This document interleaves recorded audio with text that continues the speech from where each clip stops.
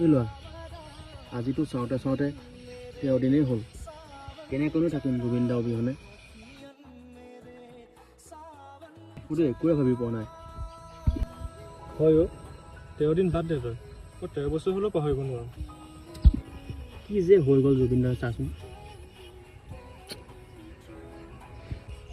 কিন্তু এটা কথা আমি কিন্তু জুবিন দাক ন্যায় দিবই লাগিব আমাৰ কাৰণে জুবিন দা বহুত কৈ থৈ গৈছে আমি জুবিন দাক ন্যায় দিলেহে শান্তি পাম কিন্তু কথাষাৰ মানিয়ে ল'ব পৰা নাই